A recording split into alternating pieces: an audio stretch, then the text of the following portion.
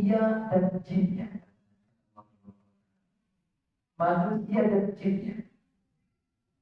Siapa jin pertama? Yang terakhir dia juga. Wallahu a'lam. Ya. Lalu Allah katakan mereka semuanya. Ini hadis agung sekali. Ya, sehingga kita tidak merasa ya doa ini dikabulkan atau tidak, masih sisa atau tidak, kira-kira doa saya dikabulkan atau tidak. Ya, mereka semuanya dari awal sampai akhir, jin dan manusianya berdiri di satu tempat. Mereka bareng-bareng minta sama Allah Azza wa Jalla. Kata Allah, aku kasih semua yang mereka pinta satu persatu. Bayang gak coba? Jadi Allah maha kaya. Mana qasadzalika mimma indi. Yang saya kasih kepada mereka semuanya itu tidak mengurangi apa yang ada di sisiku. Kecuali kata Allah, seperti jarum yang dimasukkan ke laut kemudian diangkat. Gak ada yang lekat di jarum tersebut dari air tersebut. Gak mengurangi kekayaan Allah Tabaraka wa Ta'ala. Makanya berdoalah kepada Allah sebanyak-banyaknya. Apa saja masalah yang kita miliki, berdoa kepada Allah Subhanahu wa Ta'ala. Tapi yang jadi masalah, apakah doa kita ini sampai kepada Allah atau tidak? Nah, sebagian kita udah ngomong begini, ana udah berdoa ini hampir 10 tahun. Bahkan ada yang 20 tahun. Kok enggak ada hasilnya, enggak ada ijabahnya dari Allah Tabaraka wa Ta'ala? Maka jawabannya insyaallah ya malam ini dijawab langsung oleh Al-Imam Ibnul Qayyim rahimahullahu ta'ala.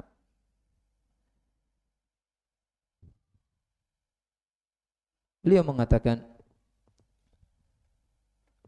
tentang orang yang berdoa, wa idza jama'a ma'ad du'a.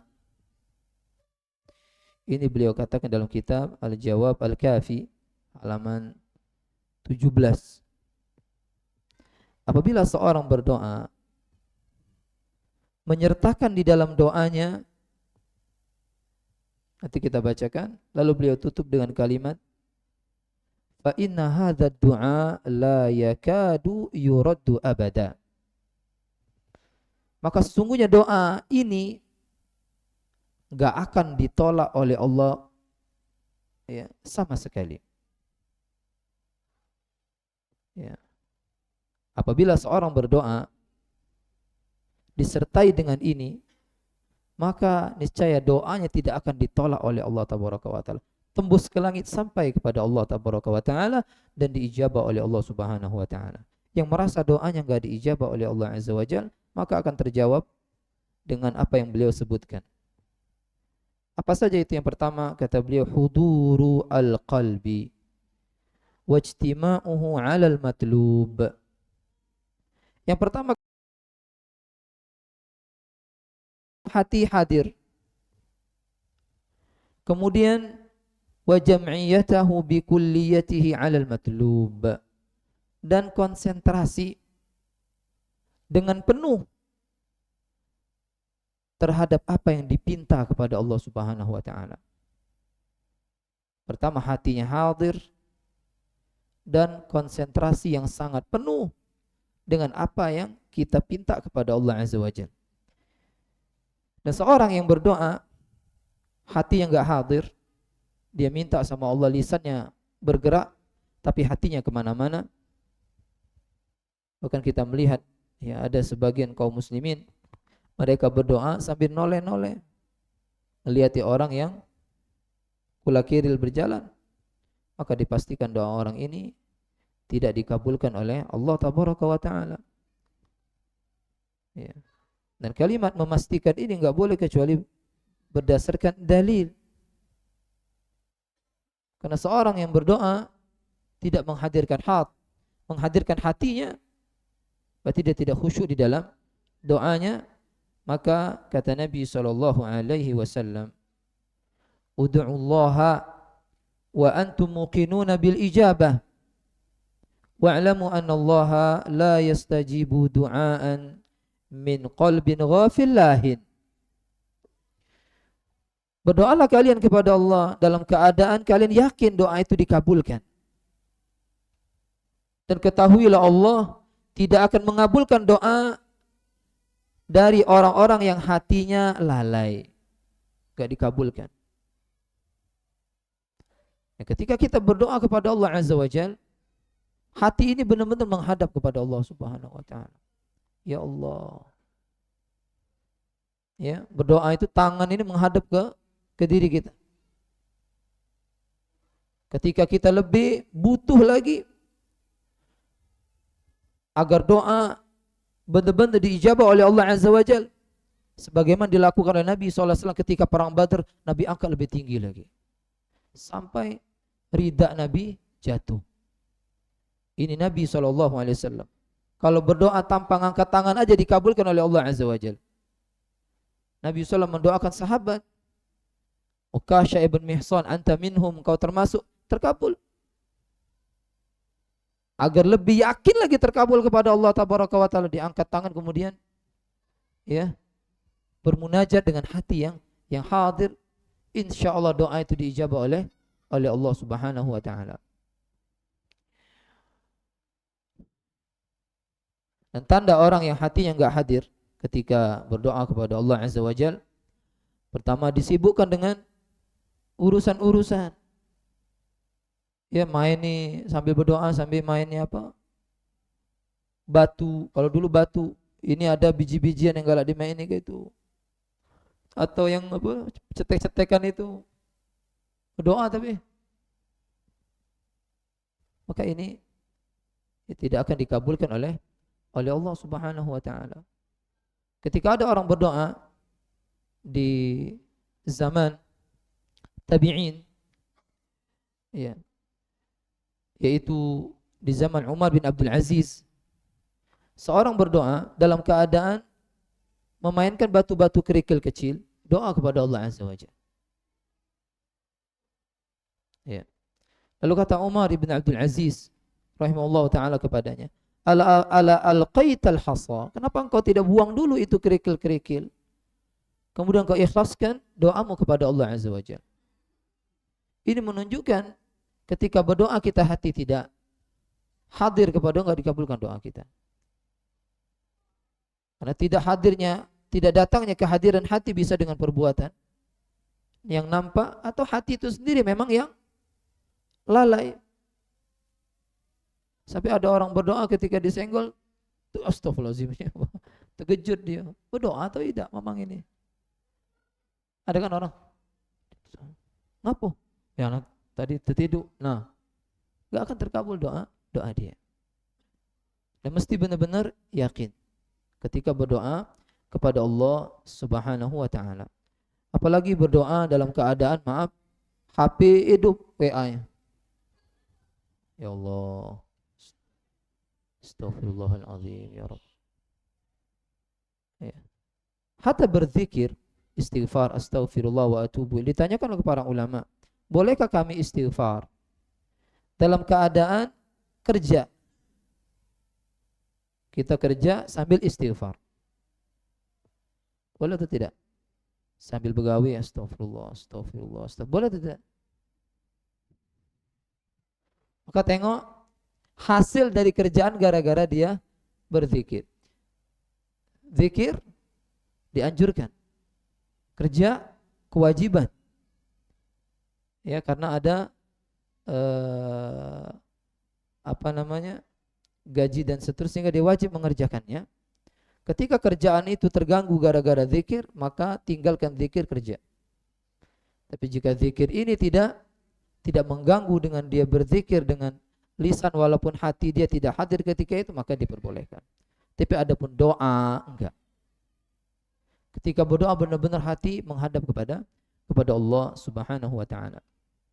Yang kedua kata beliau, taharri awqatil ijabah. Adalah seorang mencari waktu-waktu yang diijabah. Beliau mengatakan, ya, ada 6 waktu yang diijabah. Yang pertama, ats-tsulusul al-akhir minal lail. Ats-tsulusul akhir minal laili. Sepertiga dari waktu malam. Jadi malam dibagi, ya, 3, ya. Ada waktu sepertiga awal, sepertiga pertengahan, sepertiga akhir. Yang sepertiga akhir ini, inilah waktu yang diijabah oleh Allah Tabaraka wa Ta'ala. Dari maghrib kita hitung misalnya sampai subuh, ya, 10 jam atau 11 jam. 11 jam. Berarti sepertiga akhir dimulai dari jam 1 sampai subuh. Ini waktu yang sangat diijabah oleh Allah Subhanahu wa Ta'ala. Kata Nabi SAW, yanzilu rabbuna kulla laila. Allah Subhanahu wa Ta'ala turun pada setiap malam ke langit dunia ini.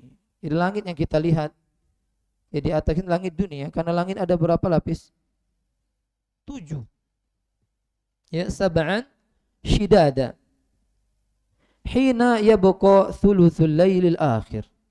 Ketika, ya, waktu yang masih tersisa sepertiga akhirnya.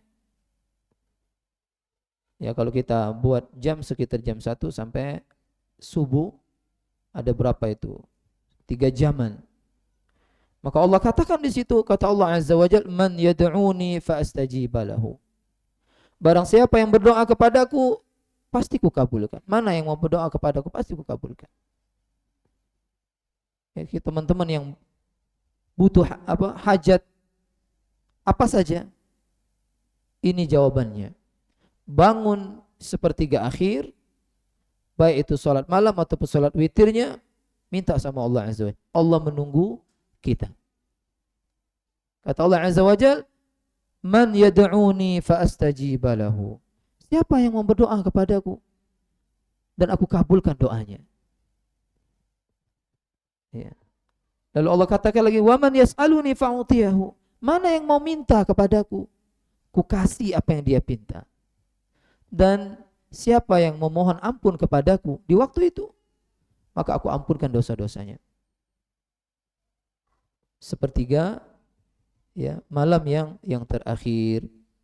Nah, kita hendaklah, ya, usahakan bangun malam, walaupun cuma sholat witir 1 rakaat, 3 rakaat, ya, atau kita witir habis isya misalnya 1, 3, 7 dan seterusnya.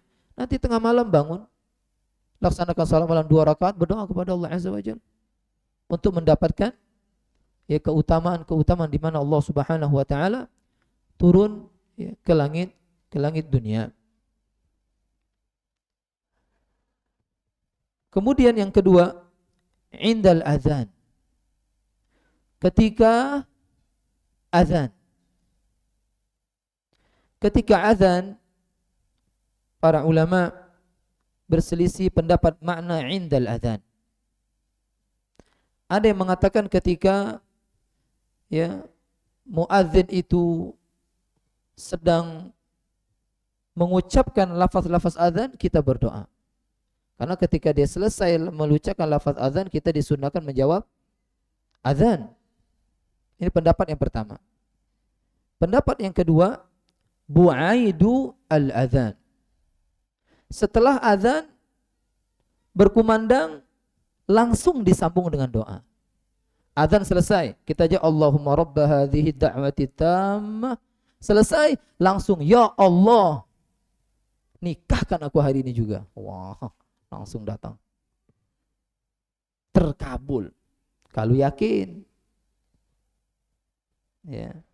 Atau apa saja kita butuhkan. Bab ini, makbulnya berdoa indal azan, berbeda dengan bab berdoa antara azan dan iqamah. Karena waktu ini sangat dikit sekali. Kalimat bu'aid setelah azan sangat tipis. Setelah, tapi dia dipakai lafaz fu'ail. Dikecilkan lagi. Disedikitkan lagi. Ya, dan ini yang rajih kata Syekh Abdul Razak.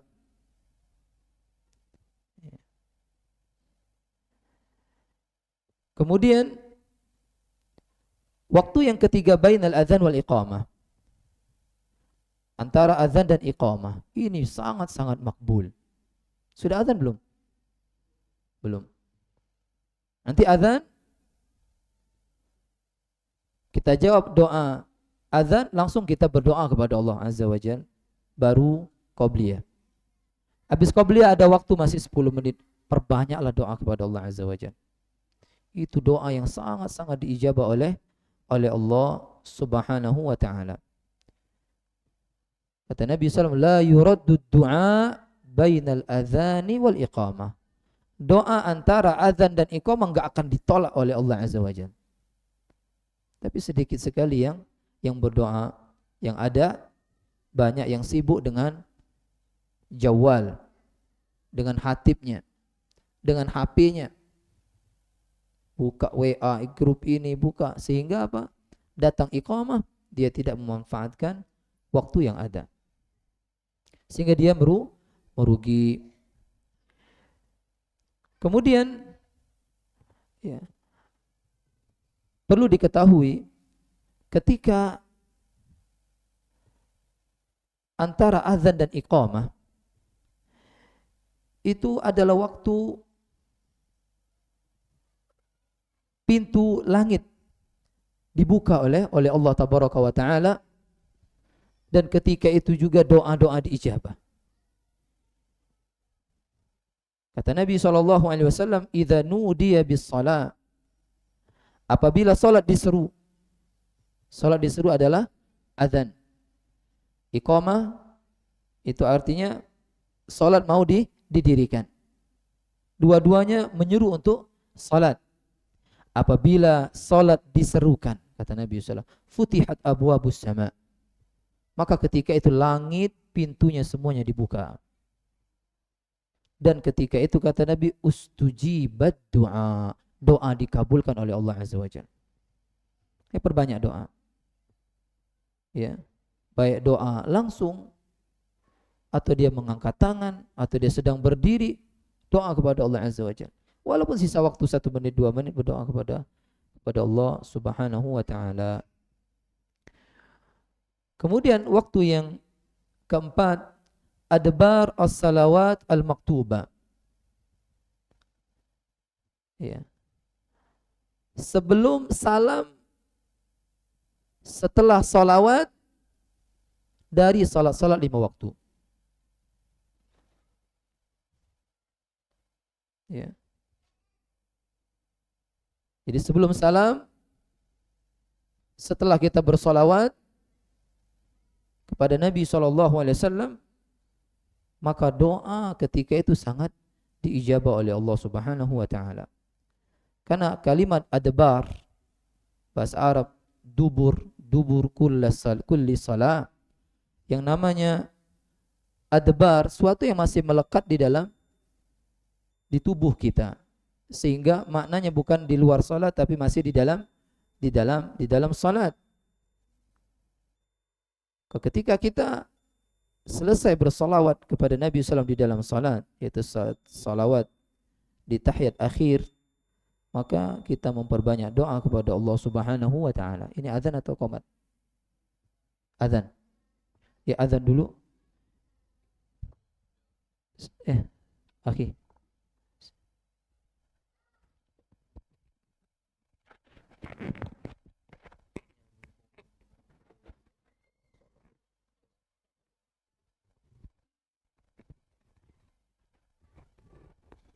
Kita azan dulu ya. Assalamualaikum warahmatullahi wabarakatuh.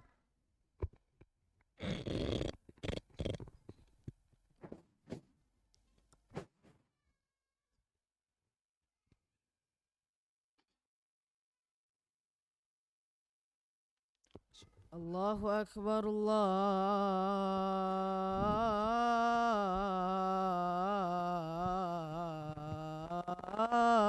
Akbar.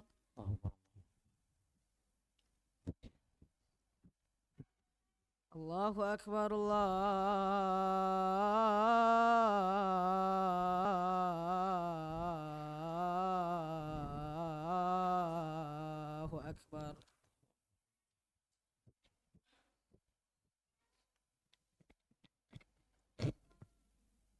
أشهد أن لا إله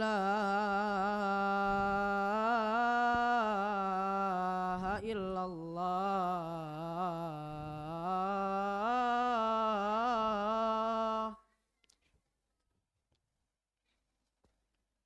أشهد أن لا إله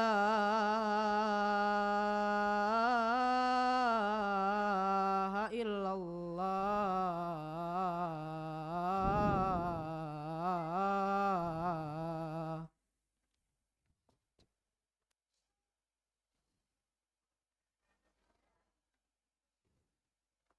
أشهد أن محمد رسول الله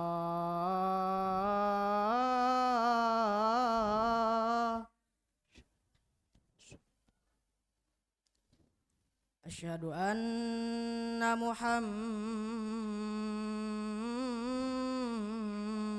رسول الله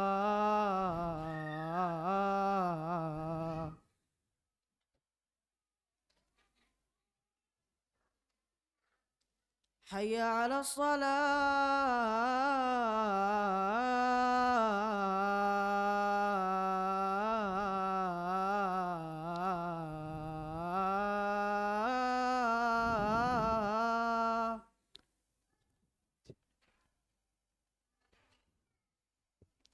حي على الصلاة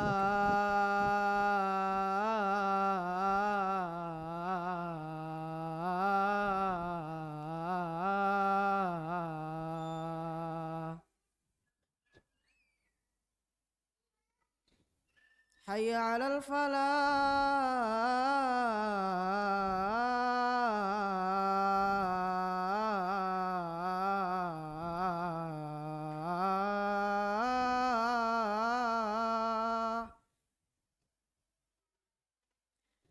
حي على الفلاح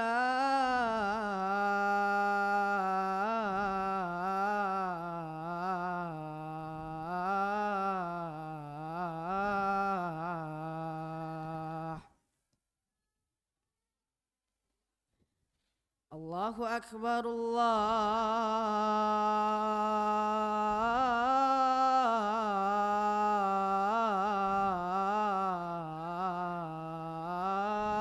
الله أكبر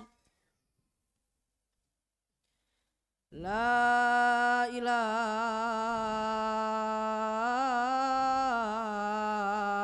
إلا الله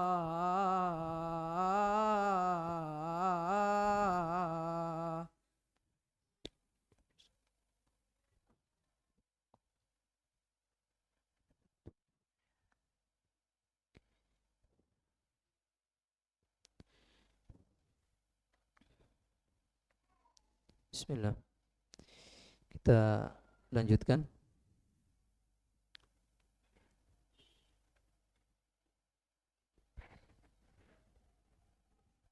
Nah, dalil bahwasanya disunnahkan kita berdoa sebelum salam dari salat setelah membaca salawat, itu hadis Abdullah ibn Mas'ud, hadis di dalam pengajaran Nabi SAW kepada sahabat bagaimana tasyahud. Lalu Nabi ajarkan tasyahud sampai salawat selesai. Kata Nabi SAW, thumma yatakhayyar. Kemudian setelah dia tasyahud, maka hendaklah dia memilih, kata Nabi SAW, minad du'a, doa-doa a'jabahu ilaihi, yang menakjubkan dirinya, yang dia inginkan, fayad'u, sehingga dia berdoa dengan doa tersebut. Jadi sebelum salam itu doa yang makbul dan diijabah. Kenapa? Pertama, seorang ketika dia salat, dia telah melakukan ibadah-ibadah yang banyak. Pertama, dia memuji Allah di dalam salatnya, takbir dan seterusnya. Kemudian dia ruku, kemudian dia sujud. Ya, kemudian dia ya, menyanjung Allah dalam at-tahiyyat, menyanjung Allah tabaraka wa taala. Kemudian dia bersyahadah. Kemudian dia bersolawat. Maka keadaan-keadaan seperti ini jika ditutup dengan doa, maka doanya diijabah oleh Allah Azza wa Jalla. Karena doa jika tidak dimulai dengan kita memuji dan bersolat, maka doa itu ya juga bisa ditolak oleh Allah Subhanahu wa taala. Ketika kita berdoa kepada Allah, hendaklah kita memuji, menyanjung Allah, beribadah kepada Allah. Maka ketika orang berdoa sebelum salam, maka dia telah melakukan ibadah-ibadah yang sangat banyak. Dari solat semua ibadah sudah dia lakukan, tinggal dia membacakan doa yang dia inginkan. Ya Allah, sebelum salam. Paling afdal bahasa Arab. Jika tidak bahasa Arab, maka terserah dia apa yang dia bisa ucapkan. Dari doa. Berdoa kepada Allah Azza wa Jalla. Makanya doa di dalam sujud sangat makbul. Kenapa? Karena kita berdoa dalam keadaan kita beribadah kepada Allah, dalam menyanjung, memuji Allah tabaraka wa taala. Kita sujud, kita baca subhana rabbiyal a'la. Sebelum kita membaca surah subhana rabbiyal a'la, kita sudah membaca Allahu akbar. Maha besar Engkau ya Allah. Kemudian kita baca iftitah, memuji Allah. Kemudian kita membaca Al-Fatihah, memuji Allah. Kemudian kita ruku', memuji Allah. Kemudian kita i'tidal, memuji Allah. Ketika kita sujud, kita berdoa kepada diijabah oleh Allah tabaraka wa taala. Begitu juga ketika sebelum salam, ya, di akhir tasyahud salat kita. Ini doa yang sangat diijabah oleh Allah Subhanahu wa taala. Kemudian yang kelima, kata beliau, inda su'udil imam yaumal jumu'ah 'alal mimbar hatta tuqdas salat. Ketika imam naik mimbar di hari Jumat, hatta tuqdas salat, sampai salat selesai. Berapa menit itu? Imam naik mimbar sampai selesai salat, berapa menit? Tergantung imamnya. Kalau dia khutbahnya sejam, tambah salat sejam setengah. Kalau dia baca surat panjang panjang, berarti space waktunya sangat banyak. Ya, kalau dia mengikuti sunnah Nabi SAW, khutbah itu yang paling faqih, yang paling bagus, khutbah itu pendek, salatnya panjang. Kalau ada orang khutbah 5 menit dengan setengah jam, mana yang paling bagus? Yang 5 menit. Cepat ya Ustaz. Tapi itu yang paling afdal. Faqih. Khutbah itu tidak lama-lama. Ini khutbah sejam. Sikok keluar, dua keluar. Dikiranya solat Idul Fitri, pacak balik. Ini solat Jumat, tidak boleh. Solatnya belum selesai. Gara-gara apa? Kepanjangan. Khutbahnya ngantuk pula. Ya. Balik ke sini lagi. Waktu antara imam naik mimbar, baik azannya sekali atau azannya 2 kali, ya. Intinya imam naik mimbar. Ketika dia naik mimbar, azan kan? Bagi azan yang 2 kali, di situ terkumpul beberapa keutamaan. Berdoa ketika azan berkumandang yang tadi sudah kita jelaskan. Yang kedua, ketika imam sudah berada di atas mimbar. Itu doa yang sangat diijabah oleh Allah tabaraka wa taala. Sebut aja ya Allah, ya Allah. Pokoknya sebut apa yang kita inginkan kepada Allah Azza wa Jalla. Ya, sampai kapan? Sampai salat selesai. Sampai salat selesai, ini juga menambah keutamaan-keutamaan yang lainnya. Oh kan? Nangis saya panjangan. Ya. Subhanallah. Kata Nabi SAW, inna fil jumu'ah la sa'ah la yuwafiquha muslim qa'im yusalli yas'alullaha khairan illa a'tahu iyyah wa qala biyadihi yuqalliluha. Sesungguhnya kata Nabi SAW, di hari Jumat ada satu waktu Tidaklah seorang muslim ya pas waktu dia berdoa pas dengan waktu itu. Ketika dia berdoa ngepas dengan waktu itu, qaimun yusolli. Dia berdoa kepada Allah Azza wa Jalla. Yusolli, qaim yusolli, ya, maknanya bukan dia berdiri sholat, tidak. Maknanya yaitu dua kata para ulama. Qaim yusolli, makna pertama fintidharis shalah, dia menunggu sholat dalam keadaan berdoa. Ya, dia sholat ya sunnah, dia berdoa sampai sholat wajib ditunaikan atau sholat ya yang ini dengan sholat yang kedua. Makna yang kedua, yulazim ad-du'a. Qaim yusolli maknanya senantiasa berdoa terus, tak mutus-mutus doa terus. Yas'alullahu khairan, dia mohon kepada Allah kebaikan. Apa kata Nabi SAW? Illa a'tahu iya. Pasti Allah kasih apa yang dia pinta. Lalu Nabi SAW mengatakan dengan tangannya, yuqalliluha, waktunya itu sedikit sekali. Para ulama berselisih pendapat. Waktu itu, ya, kapan waktu yang sedikit itu? Yang pertama, pendapatnya ya tadi, antara khutbah pertama dengan khutbah kedua. Ketika khutbah pertama dengan khutbah kedua ada waktu, ketika dia duduk, maka kita ngangkat tangan berdoa. Imam khotib membaca doa, membaca apa namanya, nunggu duduk, kita berdoa kepada Allah Azza wa Jalla. Jangan kita tidak hiraukan ma'asyirul itu. Yang baca innallaha malaikatahu, kita berdoa kepada Allah, angkat tangan. Dijawab oleh Shalih Utsaimin, doa angkat tangan, doa. Antara ya imam khutbah pertama duduk dan khutbah kedua itu ada waktu sedikit, itu berdoa kepada Allah Azza wa Jalla, itu makbul sekali. Ini pertama. Kemudian pendapat yang kedua, ba'dal asr sampai maghrib. Dan ini yang dikeluarkan oleh Imam Ibnu Qayyim. Waktu yang sedikit itu waktu setelah asar sampai terbenamnya matahari, ini waktu yang sangat-sangat diijabah di hari Jumat. Oke, jangan ditinggalkan. Makanya ulama ya dahulu ya, mereka jika di hari Jumat di waktu sorenya dari ba'da asar mereka enggak pulang lagi ke rumah. Maka memanfaatkan waktu berdoa sampai terbenam matahari. Enggak balik lagi.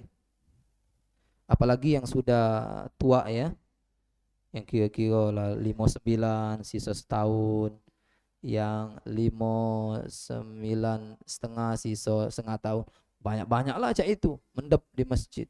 Ya Allah panjang ke umur aku, ya Allah panjang ke umur aku. Seperti itu, tidak masalah. Kok Ustadz membatasi umur? Ya Nabi bilang umur umatku 60 sampai 70. Nabi wafat umur berapa? 60 kalau Masehi. Sallallahu alaihi wasallam 60. Abu Bakar 60. Umar 60. Itu makannya kumu ajwa, zam-zam minumnya. Itu gorengan. Dikit-dikit menyut kaki, ya. Maka perbanyak doa. Ya ini anjuran. Anjuran karena Nabi SAW mengatakan khairukum man tala umruhu wa hasuna amaluhu. Sebaik-baik kalian orang yang umurnya panjang, yang banyak amal, bagus amal solehnya. Ya, bagus amal solehnya.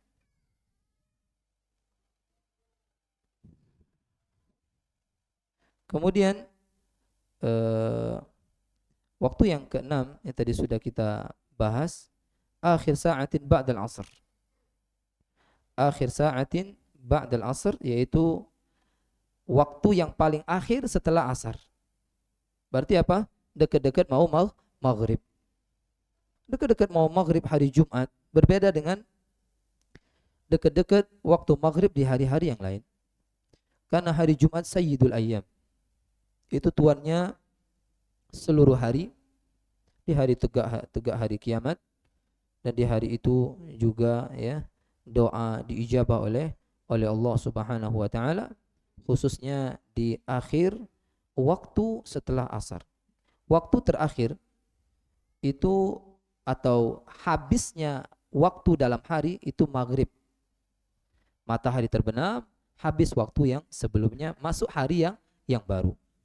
Nah, ketika hari itu mau berpindah ke hari berikutnya, nah detik-detik itulah ya yang sangat diijabah oleh Allah Subhanahu wa taala. Kemudian yang ketiga, poin yang ketiga, agar doa kita menembus langit diijabah oleh Allah Azza wa Jalla, khusyu'ul qalbi. Hati yang khusyuk, wan kisaruhu baina yaday rabbih, menghinakan diri, dzullan wa tadarru'a, menghinakan diri, tunduk kepada Allah Azza wa Jalla ketika kita berdoa. Khusyuk hati, ya, tidak ada yang dia ingat kecuali ya Allah tabaraka wa taala ketika dia bermunajat. Khusyuk hatinya, ya, berdoa kepada Allah Azza wa Jalla dalam keadaan menghinakan diri dan tunduk. Ya, tidak berdoa itu ya dalam keadaan yang kita sebutkan tadi, lalai, tidak tunduk, ngangkat suara, nggak boleh. Nggak boleh berdoa mengangkat suara, kecuali kata Imam An-Nawawi ya di waktu-waktu yang memang kita disuruh meninggikan suara, baik itu berdoa maupun berzikir, nggak boleh mengangkat suara. Ini kita lihat sebagian kaum muslimin, mereka berdoa pakai speaker, tidak ngangkat, tapi lebih besar dari ngangkat. Enggak, ya, khusyuk, menghinakan diri, menundukkan diri kepada Allah Subhanahu wa taala. Kata Imam Al-Hafidh Ibnu Hajar mengomentari hadis, ketika ada sahabat yang mereka berdoa mengangkat suara mereka, ini berzikir tinggi banget zikirnya, subhanallah subhanallah, yang ini berdoa ya Allah ya Allah. Kata Nabi sallallahu alaihi wasallam, ayuhan nas irba'u ala anfusikum, kasihani diri kalian, sesungguhnya kalian tidak berdoa kepada zat yang tuli, tidak. Kalian juga tidak berdoa kepada zat yang enggak ada. Sesungguhnya kalian berdoa kepada zat sami'an qariba, yang maha mendengar lagi maha dekat, dan dia bersama kalian dimanapun kalian berada. Doa ya Allah, ya Rabb, seperti itu. Adapun waktu-waktu yang kita disuruh mengangkat suara, disuruh mengangkat suara. Ya, ketika talbiyah disuruh mengangkat suara, takbir ketika Idul Fitri, Idul Adha, mengangkat suara. Ya. Beliau mengatakan, kata Imam Ibnu Hajar, fihi karahiyah. Ya, di dalam hadis ini terdapat ya makruhnya mengangkat suara ketika berdoa dan berzikir, dan inilah pendapat secara umum ulama dahulu, baik sahabat maupun tabi'in, kata beliau. Ya, kita udah benar kalau berdoa ya tidak mengangkat suara. Ya Allah, ya Rabb, berzikir ya subhanallah, subhanallah. Bukan pakai pengeras suara. Ya, enggak, ini tidak dibenarkan. Imam An-Nawawi membuat bab ya di dalam kitabnya Syarah Sahih Muslim, kata beliau, bab istihbab khafdhis sauti bidzikri illa fil mawadi' allati warada syar'u bi raf'ihi fiha. Bab disunnahkan melirihkan suara ketika berzikir, ya, kecuali di tempat-tempat yang syariat memerintahkan kita mengangkat suara. Di antaranya apa tadi? Takbir ketika Idul Fitri, Idul Adha. Ya, disunahkan kita ketika pergi dari rumah ke masjid, Allahu Akbar, Allah. Ini enggak ada. Yang sunnah enggak dikerjain, yang enggak sunnah dikerjain. Sudah diamalkan belum di daerah kita? Kalau pergi ke Idul Fitri ngangkat suara, Allahu Akbar, diamalkan. Ini sunnah yang sudah padam. Ay, malu Ustaz, jangan malu. Orang bermaksiat aja nggak ada yang malu. Orang tidak berjilbab, tidak nutup aurat, berjalan kemana, nggak ada malu mereka. Orang nyanyi-nyanyi nggak malu, masa kita berzikir malu? Mulai sekali insya Allah tahun depan tak malu lagi. Ya, dimulai. Ya. Kalau kita malu terus, ya, kiamat terjadi, sunnah belum digawekan. Nah, yang keempat menghadap kiblat. Ini juga sunnah. Kata beliau al-amru rabi' istiqbal kiblat waktu doa. Kata Imam Nuqayyim, menghadap kiblat ketika berdoa juga sebab dikabulkan doa oleh Allah tabaraka wa taala. Kemudian at-tahara 'inda du'a, suci ketika berdoa. Berwudu dulu ya baru kita berdoa. Ini juga ya adab agar doa kita menembus langit. Karena Nabi SAW ada orang salam kepada Nabi SAW, Assalamualaikum. Nabi waktu itu ketika sedang wudu, enggak dijawab Nabi SAW. Selesai Nabi wudu, Waalaikumsalam, kata Nabi SAW. Lalu beliau menunjuk alasan, sesungguhnya tidak ada yang menghalangi aku menjawab salammu, melainkan aku enggak suka. Aku berzikir kepada Allah, aku tidak suci. Ya, Nabi SAW menjawab salam, karena menjawab salam mendoakan orang lain. Waalaikumsalam, ya, kesejahteraan, keselamatan buat dirimu. Dalam keadaan seperti itu Nabi enggak mau, dalam keadaan tidak suci. Kemudian yang berikutnya kata Imam Nuqayyim, raf'ul yadaini 'inda du'a. Mengangkat kedua tangan ketika berdoa. Angkat tangan seperti ini. Ya. Boleh lebih tinggi, boleh. Ya, mengangkat tangan. Kata Nabi SAW, sesungguhnya Allah Maha Pemalu lagi Maha Mulia. Allah malu dari hambanya berdoa mengangkat kedua tangan, narik kedua tangan dalam keadaan kosong. Allah malu enggak ngabulin doanya. Ketika kita berdoa, tidak ada penghalang doa kita dikabulkan oleh Allah. Ketika kita mengangkat, pasti dikabulkan oleh Allah Azza wa Jalla. Ini adab. Beda angkat tangan juga enggak masalah. Tapi kalau ingin cepat diijabah, angkat tangan. Ya Allah. Tapi diperhatikan, ketika naik motor, doanya jangan angkat tangan. Naik mobil, apalah, ya. Ketika sujud, enggak boleh angkat tangan antum doa. Mungkin antum sujud angkat tangan? Ya, enggak mungkin. Ini menunjukkan doa ada waktu-waktunya angkat tangan. Yang enggak angkat tangan habis wudu, enggak ada riwayat angkat tangan berdoa. Ketika sujud, enggak ada riwayat. Ketika sebelum salam, antum sebelum salam, uji ustaz doa, angkat tangan, terkejut kalau noleh. Ustaz enggak ngajarin ngangkat tangannya, tapi ngajarin apanya? Doa sebelum salamnya. Ya, makanya ada kalau ada orang nanya, ente kok habis wudu kok enggak angkat tangan doanya? Enggak ada riwayatnya. Ya, seperti itu. Berdoa ketika naik kendaraan. Ya, ketika itu kan berarti sedang naik kendaraan, numbu. Ngapa banyak kecelakaan? Ini ustaz itu ngajari doa naik kendaraan, angkat tangan sunnahnya. Ini bengak, ya, seperti itu. Nah, Nabi SAW ketika perang Uhud, ketika perang Badar berdoa angkat tangan sampai kelihatan ketiaknya, kelihatan. Kalau saya tidak kelihatan, begini, sampai bajunya jatuh. Apa jatuh baju Nabi Ustaz? Dekati kancingnya apa? Nah, siapa yang bisa jawab? Dapat kita sampai jam 9:30 ya. Bismillah. Dah dikit lagi. Bismillah. Ngapo Nabi berdoa di perang Badar sampai bajunya nyampak? Apa dak belengan baju Nabi? Apa dak berkancing? Benar kan? Diambil bajunya sama Abu Bakar, dipasang ke lagi. Apa sewet Ustaz Nabi pakai baju? Baju wong-wong dulu itu seperti kain ihram itu, nah. Ya, dikebet, bajunya seperti itu. Sederhana sekali. Subhanallah. Ya. Saya ketika berdoa, nyampak. Seperti itu. Subhanallah.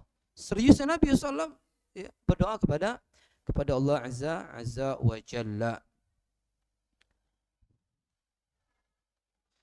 Kemudian yang berikutnya kata beliau al-bada'a bihamdillahi wa tamjidihi, memulai doa dengan memuji Allah menyanjung Allah, kemudian salawat kepada nabinya, baru doa. Sebelum dia berdoa itu harus memuji dulu, menyanjung Allah, kemudian salawat.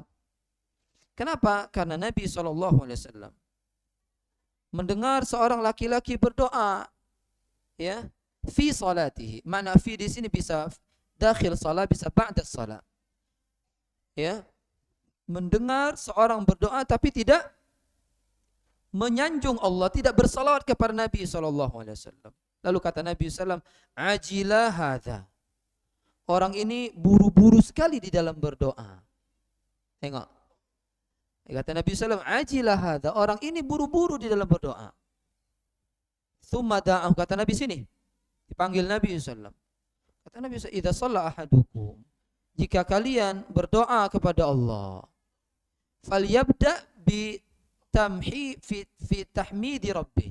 Hendaklah dia memuji Allah dulu dan menyanjung Allah dulu, dan kemudian dia bersalawat kepada nabinya, baru kemudian dia berdoa sekehendak dia, kata Nabi SAW. Kalau kita berdoa, puji Allah Azza wa Jalla, salawat kepada Nabi SAW. Maka ini ya doa yang paling sempurna. Kemudian bertaubat dan istighfar, ya, sebelum kita berdoa kepada Allah Azza wa Jalla. Karena Nabi SAW pernah menyebutkan seseorang yutilus safar, safar yang lama, ash'ath aghbar, kusut rambutnya, ya, karena safar tadi kalau dulu wong dulu kena tiup debu padang pasir sehingga berdebu, ya mutu yadaihi ila sama, dia tengadahkan tangannya ke langit mengatakan ya Rabbi ya Rabbi. Ya, di sini ada 4 adab di dalam berdoa dalam hadis ini. Pertama, dalam keadaan menghinakan diri kepada, yaitu kusut rambut, berdebu, mengangkat tangan, kemudian mengatakan ya Rabbi ya Rabbi. Ini adab berdoa agar dikabulkan oleh Allah Azza wa Jalla. Lalu Nabi SAW mengatakan wa mat'amuhu haram. Sedangkan makanan yang dia makan haram, minuman yang dia minum haram, pakaian dia pakai haram, wa ghudhiya bil haram, dan dia dari kecil dikasih makanan yang haram. Bagaimana doanya mau dikabulkan oleh Allah Azza wa Jalla? Ya, beliau membawakan hadis dalam bab ini, bertobat dulu baru berdoa. Banyak orang berdoa, anak ini berdoa depan Ka'bah Ustaz, nangis, metu taimato, wah hebatnya, ya, berdoa. Kenapa tidak dikabul ke? Ternyata begawe riba. Masih dia, ya, kerja di tempat mana anak ke duit itu, baik yang berdasi maupun yang pemotor natangi rumah minjem ke duit kaki berbunga. Wah, kasihan dia. Kasihan, pertama doa tidak dikabulkan oleh Allah. Yang kedua, hartanya dihancurkan terus oleh Allah Azza wa Jalla. Kubur siksa nunggu. Di neraka diancam kekal. Orang kerja riba. Kalau anak-anak kita, maaf Bapak Ibu yang masih di kerja-kerja riba, kalau paham gak lo, kalau riba itu ke situ tuh lah. Suruhlah berhenti. Kapan? Hari itu tuh lah. Cak mano kaget cak mano itu berhenti kalau dulu dia kaget mati budak ini. Kalau itu anak kita, kalau anak uang jangan. Terajang kepaknya gitu. Nasihat kebaik kalau anak uang, anak kau tuh berhentilah mak itu. Tanyalah orang-orang yang berhenti dari riba, tenang hidupnya. Tenang hidupnya. Ya, gaji besar ida. Ciknya gajinya. Engkau pula dunia akhirat. Ya, jadi ya, jauhkan perkara yang haram, dan ini haram riba, haram tingkat tinggi. Walaupun bunganya 0,5%, enggak boleh. Kecil. Ya. Nah, itu. Kasihan di dia, ya. Kasihan di dia. Nabi aja doa, ya. Kalau doa tobat kepada Allah, Nabi SAW enggak punya dosa, tapi tobat kepada Allah. Astaghfirullah wa atubu ilaih sehari 100 kali. Nabi SAW. Astagfirullah, astagfirullah, astagfirullah. Bahkan dihitung oleh sahabat. Jadi Nabi kalau di majelis, Ya belum ngomong belum Nabi astagfirullah, astagfirullah. Dihitung oleh Abdullah bin Umar sekitar 70 lebih, dalam riwayat lain 100 istighfar astagfirullah, astagfirullah. Kayak gitu. Jadi nggak apa-apa ya seorang berzikir ya ketika waktu senggang, enggak ria. Bahkan Imam Ibnul Qayyim di dalam kitab kalau enggak Jawabul Kafi itu beliau mengatakan tentang syarat punya guru. Siapa sih guru yang harus kita ambil ilmunya? Yaitu seorang yang senantiasa lisannya zikir, tidak tersibukkan dengan dunia. Kalau ada orang ya, pengajar ilmu tidak pernah berzikir, ya sibuk dengan urusan-urusan yang ada, maka enggak pantas kata beliau untuk dijadikan qudwah. Tidak masalah. Ya kalau dia ria, tanggung jawab dia sama Allah Azza wa Jalla. Ya jangan ria jangan kita mah itu ke pulau ustadznya. Ya ustadznya ria takoannya. Jangan. Ini mengamalkan ya sunnah. Kita kalau bisa 24 jam itu zikir selalu kepada Allah Azza wa Jalla. Kemudian yang ini habis setelah itu ya. Masih ada 2 lagi ya. Al-ilha fi du'a wa adam isti'jal ijabah. Ilha itu memohon terus-menerus. Jangan sekali aja doa. Ya Allah. Ya, minta ini minta itu, enggak dikabulin. Ah sudahlah. Uji ustaz dikabul ke. Mengajuk sama Allah ini bodoh sekali. Ya, dikiranya Allah itu ya miskin, tidak mengabulkan doa dia. Kata Nabi SAW, yustajabu, dikabulkan di ahadikum setiap kalian malam ya'jal, selama tidak tergesa-gesa. Ya, yaqul qad da'autu rabbi, tergesa-gesa. Contohnya kata Nabi SAW, aku sudah berdoa kepada Tuhanku, kok nggak dikabulin? Nah ini tergesa-gesa. Kalau ada orang ngomong kayak gini berarti dia termasuk tergesa-gesa. Makna kita mengulang-ulang yaitu kita itu idman qar'il bab. Seperti seorang berkali-kali ngetok pintu. Dan dibuka, ketok lagi.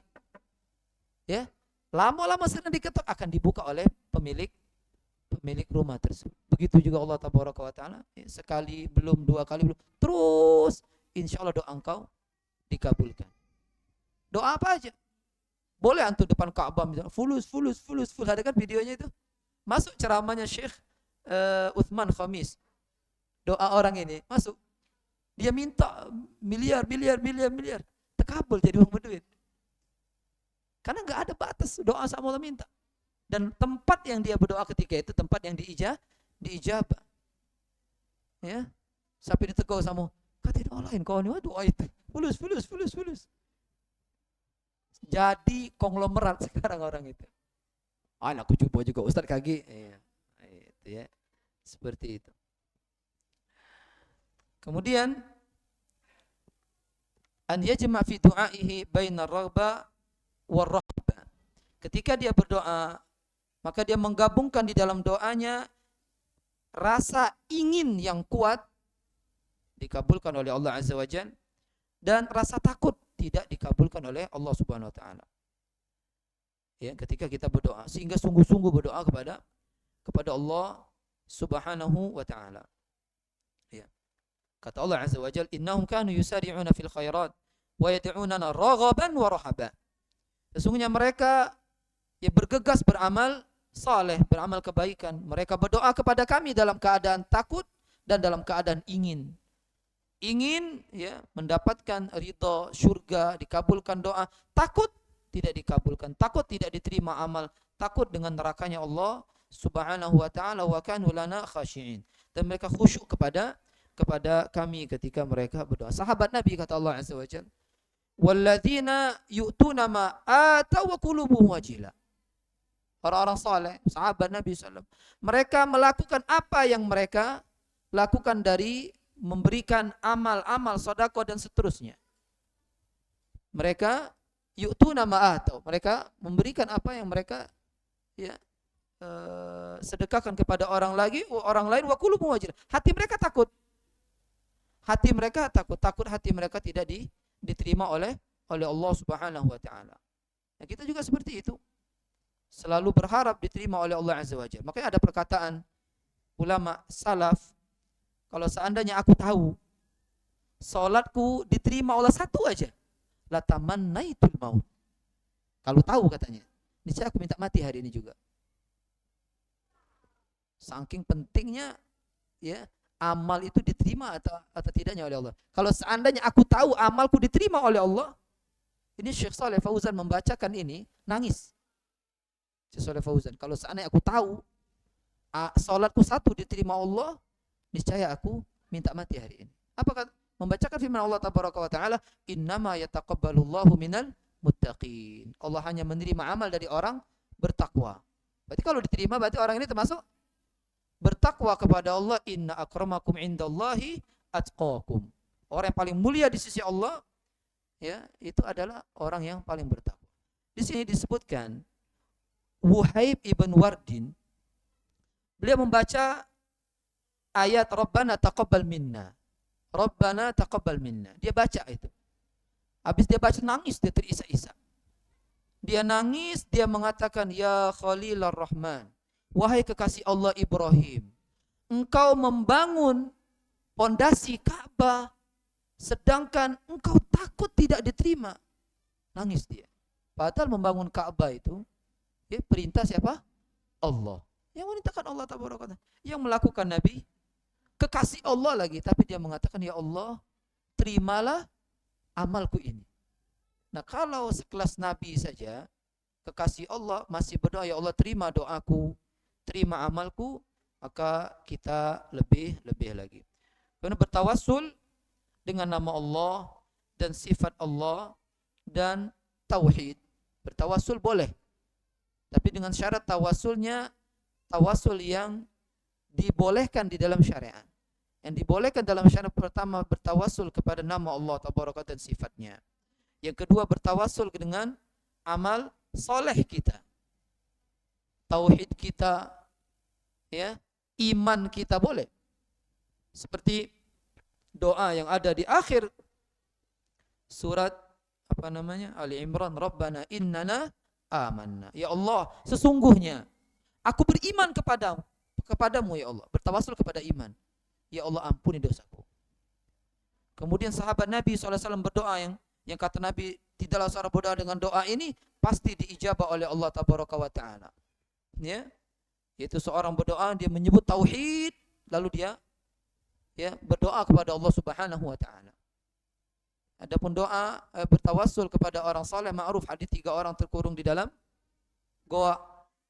Kemudian tawassul yang ketiga yang boleh yaitu bertawassul kepada orang saleh yang masih hidup. Ya, minta tolong kepada seorang ustaz ketika dia pergi haji, "Ustaz, doain aneh ya Ustaz ya, tolong nian, awas tidak."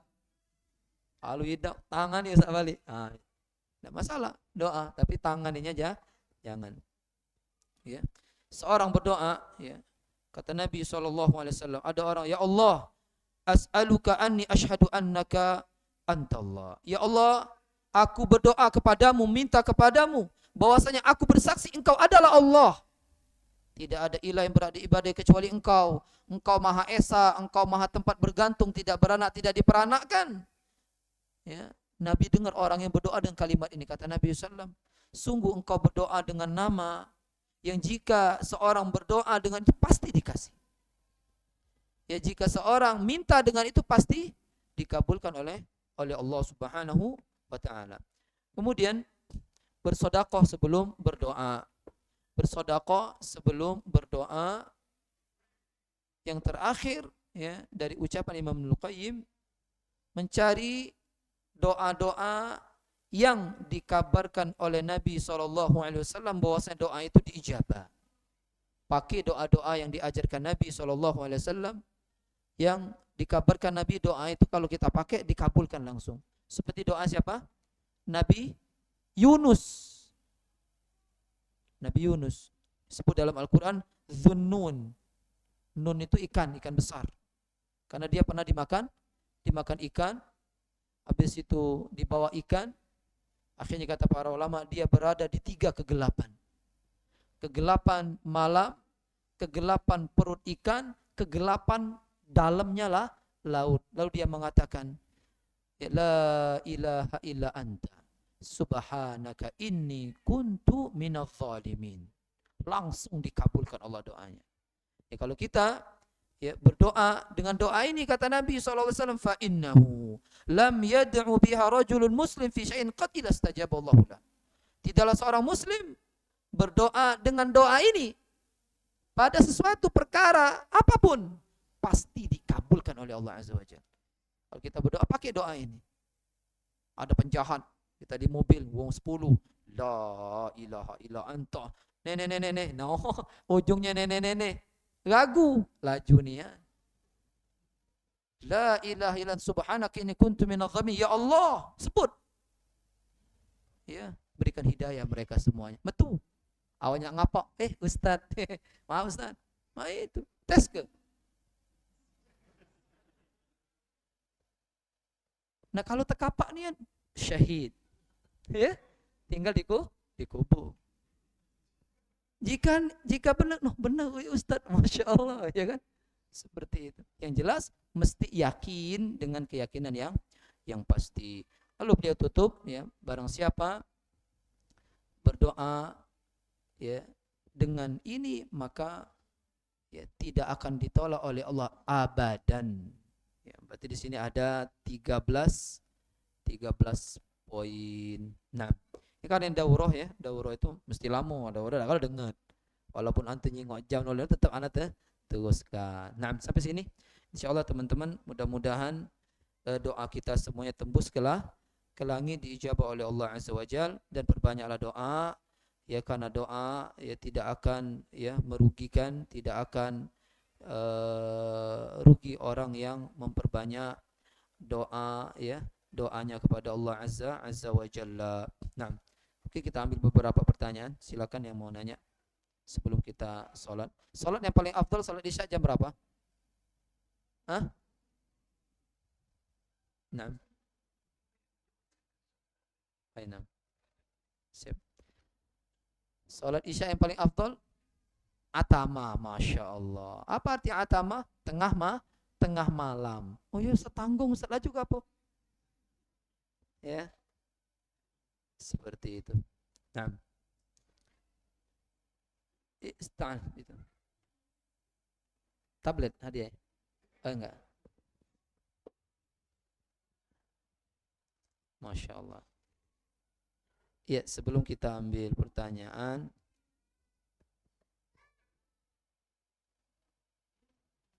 kita nanya dulu ya.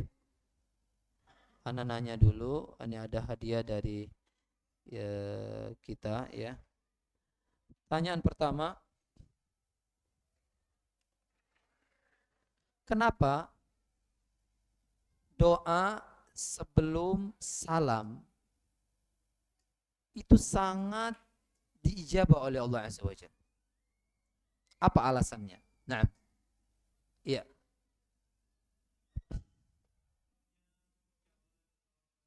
Iya, karena ya ketika dia ya di dalam salat telah memuji, beribadah, bersalawat kepada Allah Subhanahu wa taala. Nah, fadhal akhi, Masya Allah. Ini Ustaz ya? Ustaz apa akhi ini? Akhi ya, kalau Ustaz balik tarik. Ya cepat tahu Ustaz. Iya. Waktu Ustaz apa udah oleh. Nah, baik, barakallahu fiik. Pertanyaan kedua. Tadi Imam Ibnu Qayyim membawakan dua pendapat, merojikan satu pendapat tentang waktu yang pendek di hari Jumat. Ya, waktu itu apa yang dua, yang mana yang paling rojih? Nah, tafadhal. Ya, silakan.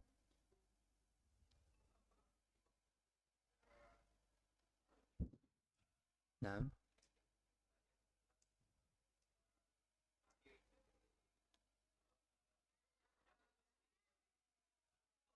Hai Ustadz ini baca bahasa Arab. Ustadz ya? Enggak. Kata ada syarat. Ustadz enggak. Ya. Pertanyaan yang lain. Oh, enggak benar ente.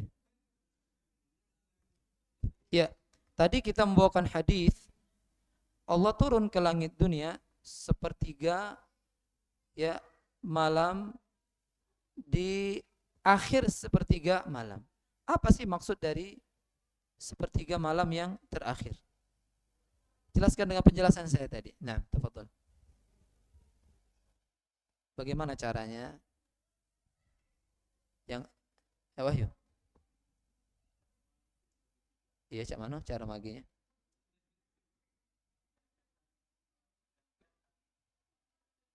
Iya. 3. Masya Allah.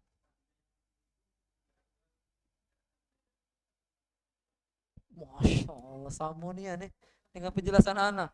Agak mega gitu dua nih. Ana bisa uban Masya Allah. Ya enggak? Masya Allah. Ya barakallahu fiik wa ya Masya Allah. Baik, baik. Naam.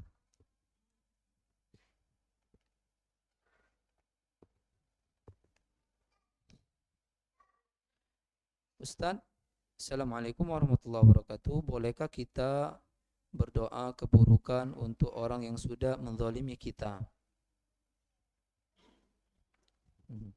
Kata Nabi SAW, wattaqi da'watal mazlum fa innahu la yahulu bainahu wa bainallahi hijab. Kama qala sallallahu alaihi wasallam. Hati-hati kalian dari doa orang yang dizalimi. Ya. Kalimat doa orang yang dizalimi umum. Mau dia muslim, mau dia non muslim, enggak boleh kita zalimi dia. Sesungguhnya tidak ada pembatas dikabulkan doa dia antara dia dengan Allah Azza wa Jalla. Tadi hadis ini rata-rata wong dizalimi dia akan ya otomatis menyebut ya balasan dari perbuatan zalim yang dilakukan kepada dia rata-rata. Tapi kita ini diperintahkan mengikuti Nabi Muhammad sallallahu alaihi wasallam. Dan Nabi SAW pernah nggak dizalimi? Siapa yang bisa mendatangkan sebuah kejadian kisah Nabi SAW? Nabi dizalimi, tapi Nabi enggak mendoakan keburukan. Anak kasih hadiah yang paling afdol. Iya. Iya. Ketika di Taif, hadiahnya jazakallahu khairan khairal jaza. Itu hadiah yang paling afdal. Ini hadis. Jazakallahu khairan. Ya, itu langsung Allah yang balas. Kalah galau yang tadi. Kaki kau balik, Masya Allah. Ya. Ingatlah. Ini Syekh Abdul Salam Syuair ketika dia nanya sama talib-talibnya, siapa yang bisa menjawab soal ini, saya kasih hadiah terbaik. Wah, berebut kalau kan dengan terbaik. Ya kan? Caknya HP Ustaz tuh dinjokin ya. Ndak taunya lebih baik dari yang terbaik. Itu balasan dari Allah Azza wa Jalla. Ada sahabat Nabi SAW ya, yang jadi pembantu Nabi SAW. Lupa saya nama dia. Nabi bilang, mintalah. Apa yang kau inginkan, mintalah dariku. Ya. Apa kata dia? Uridu murafaqataka fil jannah. Mintanya setinggi-tinggi permintaan. Aku pengen kaget di surga sama kau, wahai Rasulullah. Subhanallah, mintanya. Dah kata dunia. Subhanallah. Kata yang lain apa uji Nabi? Enggak, pokoknya itu. Apa kata Nabi SAW? Fa'inni bikathratis sujud. Maka bantu aku memperbanyak sholat. Disuruh memperbanyak sholat. Ini permintaan sahabat, enggak pernah ya minta yang apa kecil-kecil, yang besar. Nah, itu Masya Allah ya tadi ya. Ini nyesel jawabnya. Nyesel apa tidak? Tidak ya? Jadi boleh-boleh saja, tapi yang paling afdal ya dia mendoakan kebaikan kepada orang yang menzalimi dia sebagaimana Rasulullah SAW lakukan. Banyak kejadian ya, Nabi dicekik oleh orang Arab Badu sampai temerah, sahabat langsung keluar ke pedang. Ya, ay budak ini hotel tuh lah kau. Puji Nabi, biarlah biarlah. Lepasannya nak apa kau? Minta duit, tunjuk duit. Masjid Nabi dikencengi, masjid dikencengi, tak tanggung tanggung. Marah Nabi SAW? Enggak. Nah, begitulah Nabi Muhammad Sallallahu Alaihi Wasallam. Ya, kita ya jadikan beliau qudwah. Caknya setuju kita sholat tengah malam Ustaz, apabila di sekitar rumah kita banyak anjing, apakah malaikat masih masuk dalam rumah tetapi bukan hewan punya kita?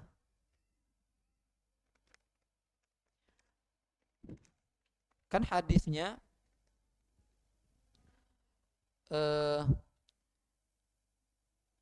malaikat tidak masuk, malaikat rahmah, di rumah yang ada ya anjing dan gambar.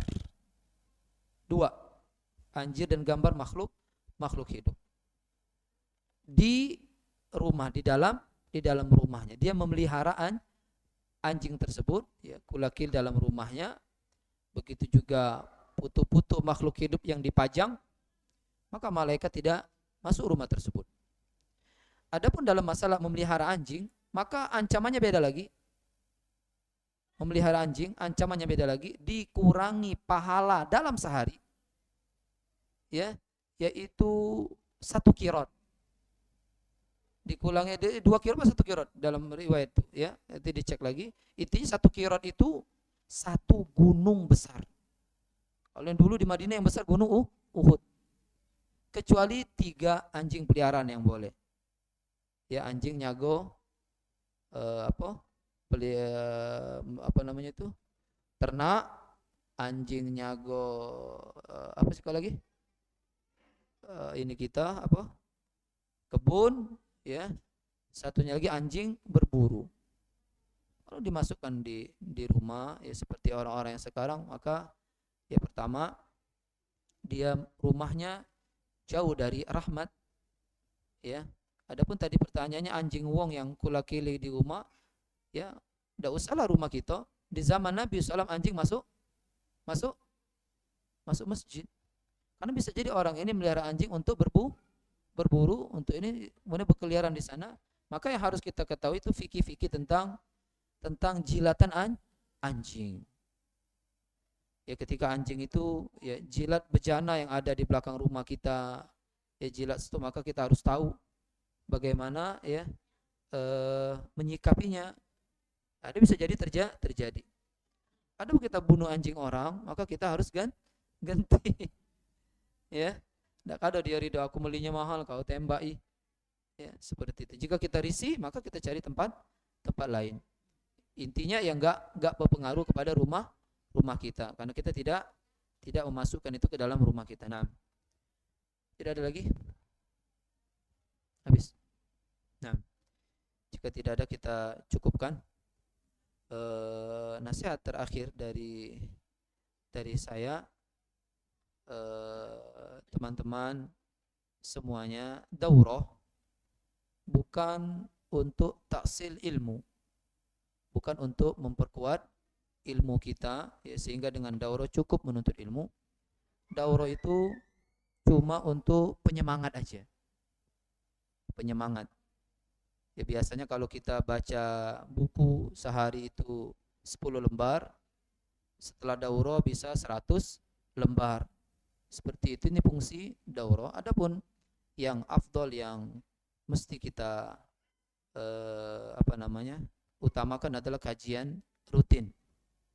Usahakan kajian kitab sehingga runut, ya, khususnya bab akidah yang sangat penting khususnya di akhir zaman seperti ini. Nah, kita cukupkan. Subhanakallahumma wa bihamdika asyhadu an la ilaha illa anta astaghfiruka wa atubu ilaik. Assalamualaikum warahmatullahi wabarakatuh.